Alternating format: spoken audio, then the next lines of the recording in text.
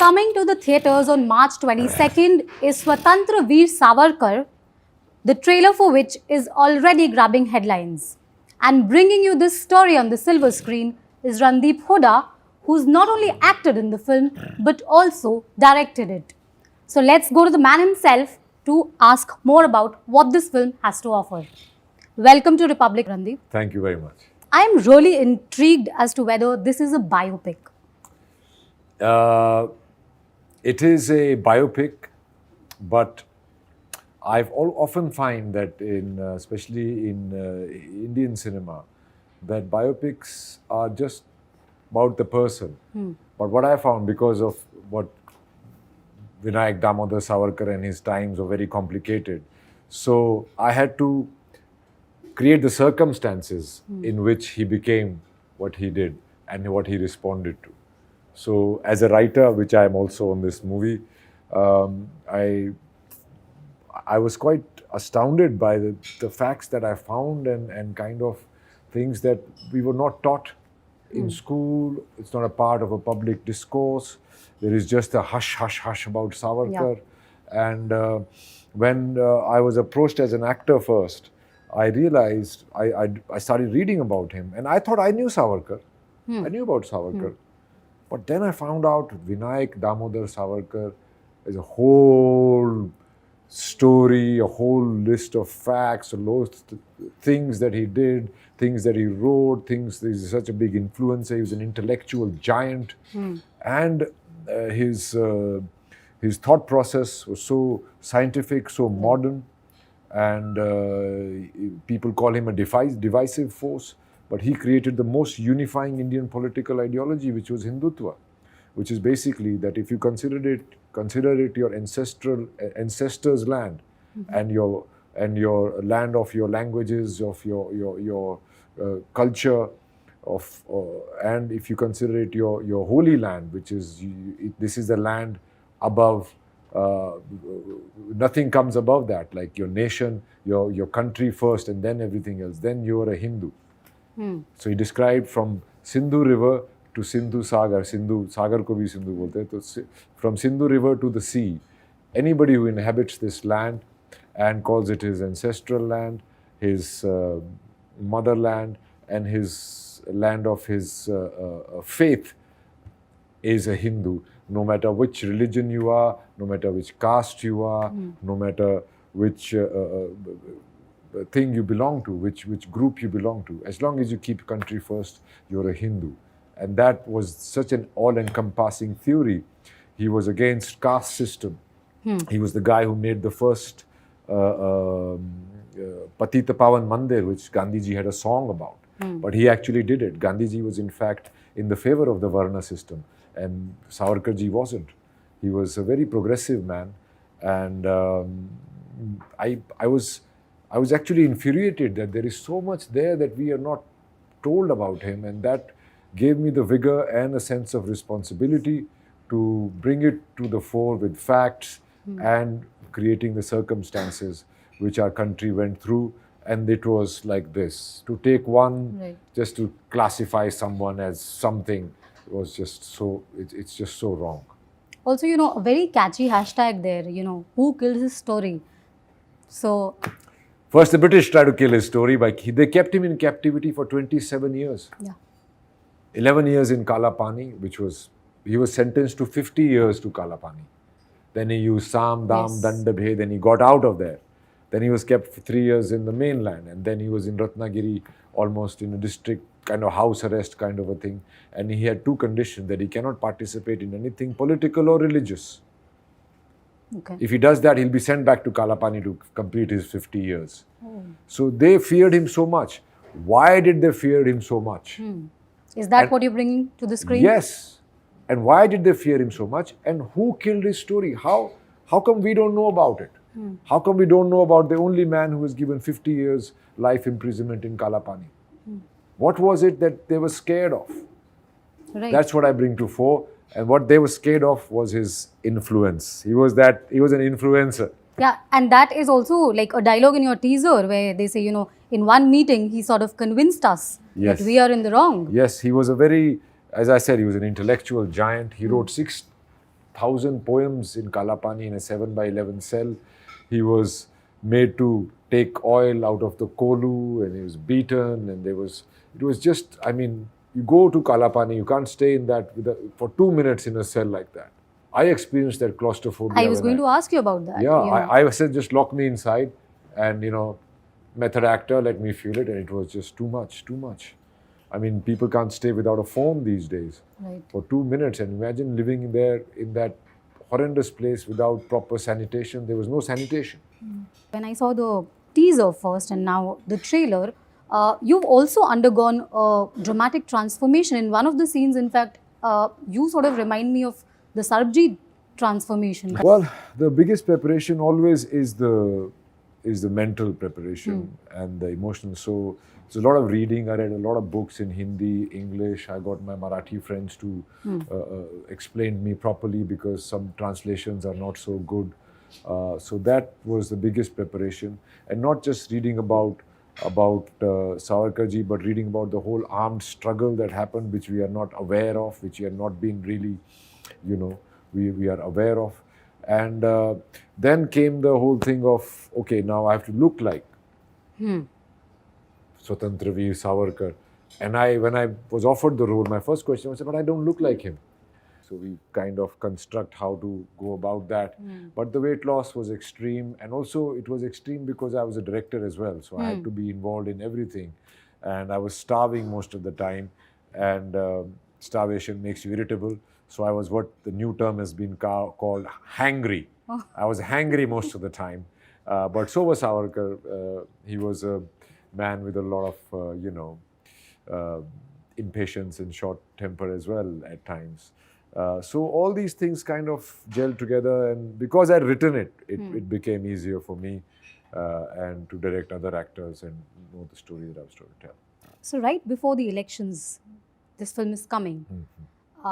There is talk that it is propaganda. And, obviously, yeah. What is your response to those calling the film a propaganda? Well, my response to that is that it's actually anti-propaganda, because the propaganda that forces have been doing to malign the name of this great giant of a freedom fighter is what I'm going to break with this. I'm going to break the propaganda that has been going around his name and the way he's been discussed and spoken about. And actually, I wanted to release this film on 15th of August last year, on the Independence Day, big Independence Day, freedom fighter movie. But things conspire as they do in movie making that I could not meet that date. And then I even tried on 26th January, but I couldn't meet that date as well for many reasons. So finally it's coming on 22nd of March, and it is just before the election. And maybe that's what God willed. So in your teaser, you said that if, we followed the path of Savarkar, the freedom would have been expedited by 35 years. Yes. Throw some light on that. There was a lot of underground movement at that time happening. There were secret societies of which Savarkar was a part of, and there were other secret societies which were joining forces from Bengal, from Punjab, from Maharashtra. They were in touch with each other. And then Savarkarji went to London India House, which Shyamji Verma had opened for students, patriotic students, to come there, study and meet European revolutionaries like Lenin and many such people. So they had started in a big way smuggling guns to India and bomb manuals, which they procured through Lenin's help. And armed revolution in Russia was successful. The Bolsheviks overthrew the Tsar in 1917-18, So similarly, India was also poised for that kind of, inko maar ke bhaga denge. It says, itne se hain Angrez. They're so few in number. If you start killing them, you want to scare them out of India. And that was possible. That was very possible. The movement was getting organized and all that.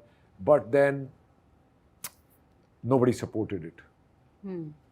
Congress did not support it, because Congress was a liaison body formed between the English-educated natives and the imperialists to counter this very thing of an armed uprising, an armed revolution. And they discouraged it at all times. And then he was incarcerated to Kalapani.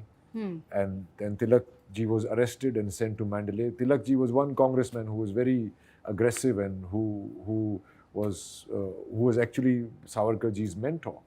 So if he had not gone to jail, maybe Savarkar would have been in Congress and then leading Congress into a Sashastra armed revolution rather than non-violence. And then non-violence came about. Then the British found a way to keep negotiating, till they had to leave. Their forces were tired. They ran out of money and all that. So I don't know how many, 30, 40 countries were given independence from the British Raj between 1946 and 49. India was one of them. So, but had we kept on with the armed revolution, maybe we would have gotten it earlier, and that's what I'm trying to say.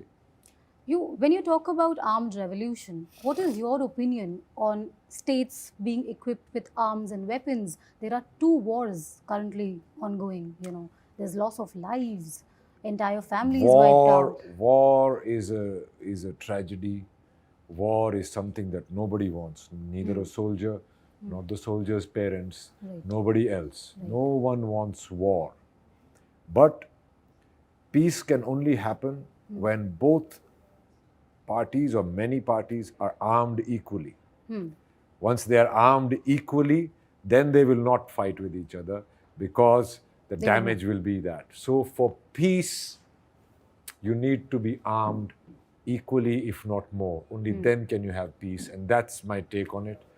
Conflicts are all not good. Even the horrors of the Second World War, the atomic bomb and all that, that was too much hinsa for even Savarkar ji. I also want to know, because so much research has gone into the film, from where did this Mafiveer, he was labelled Mafiveer, where did this come from? I think it comes from just trying to malign him and trying to pick a point in his huge armor and trying to bend facts. He was not a Mafiveer from any side. If he was a Mafiveer, they would have let him go. Na? Why did they keep him inside? Why did they keep him in captivity for 27 years? Because Dushman ko kiya hua wada nibhaya nahi jata. And the British knew this. He was very smart. Sam, dam, dand, bhed. So, that mercy petition, which is called mercy petition, is actually bail plea. In any legal system, if you come into the legal system, if you come into the prison system, that is an option open to you legally to fight, to get out, to put your case forward. It was a facility used by many other freedom fighters. In fact, Nehruji was jailed for a very short time in Naba, and you should read Motilal ji's letters to the British to get his son out immediately. And going to Kala Pani and staying there, it's a horrible, hauntingly horrible place. I've been there. So they were the bail pleas which he wrote. He was himself a lawyer. Usually your lawyer writes the bail pleas. He was himself a lawyer, and he wrote it not just for himself, but so many political prisoners in Kalapani. He encouraged them to do it. And so many other people who didn't go to Kalapani also wrote it. So it was a bail plea. He felt that what am I of use to the country locked up in this place? So he wanted to get out, whatever, and so contribute to the country politically, culturally, to the society. Randeep, my final question to you is, what has been your takeaway from Veer Savarkar, the film? My takeaway is the alternate history or the hidden facts, omitted history rather, has come to my knowledge, and I have been able to imbibe it and put forth not just the story of Swatantra Veer Savarkar, but the story of the armed revolution in India that happened, in which he played the most important part, which was he inspired people to patriotism and to taking up arms to drive away the enemy. Thank you so much. All the very best The film comes on March 22nd. All the very best to you. Thank you very much. Thank you. Thank you so much.